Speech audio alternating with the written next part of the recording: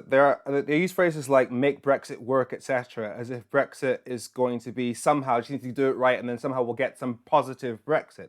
The government, so the Tory government, the Brexit government's own impact assessments from 2018 showed that any version of Brexit they negotiate will be bad for the economy, i.e., will make people poorer. So there is no good Brexit. You can't do it because by definition you're putting barriers up between us and the place where we do most of our trade and get a third of our food. It's always going to be bad. And the longer that Labour refuses to say that it will, will acknowledge that truth, and worse still, let's facilitate the Tory narrative that this can be a good thing, the worse it gets and the harder it is to fix. Because as Stella Creasy says, you can't fix a problem until you name that problem. But the point is, if you phrase it like, look, anything that's happening that's hurting the British people, we will fix by either alignment with the EU as a temporary stopgap, ultimately will end up leading to rejoining the EU because there's no other way out of it. And anytime Boris Johnson tries to attack you on that, he has to admit that he's hurting people.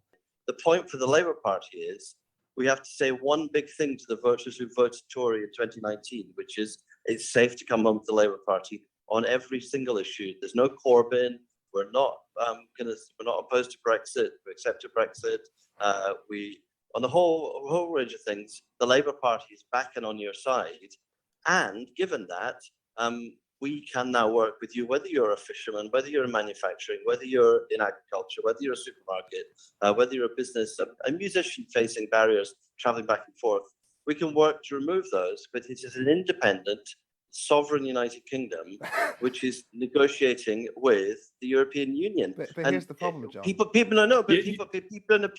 who laugh at the idea of Britain being independent and sovereign are never going to contribute to any debate that has any outcome other than keeping the Tories in power. But that's what I'm sure that's what Femi likes. Here's the problem, John. You're lying to people when you say things like we will fix it for the fishermen, for the farmers, and for the musicians, and we'll make us a sovereign nation. You're lying to people. The problem with Brexit from the start has been if you're not aligned with EU rules, you damage our relations in terms of trade. But if we're aligned with EU rules, we're not members of the EU, we can't have an influence over those rules, and we end up less sovereign. So your promises about making us fixing the problems for those fishermen, for those farmers, for those musicians, whilst somehow making us sovereign, they don't add up. If you're outside of the EU, but you fix the economy outside of the EU, you end up doing the very thing that actually annoys Brexiteers worse than remaining in the EU, because it means we're following those rules, but without having a say.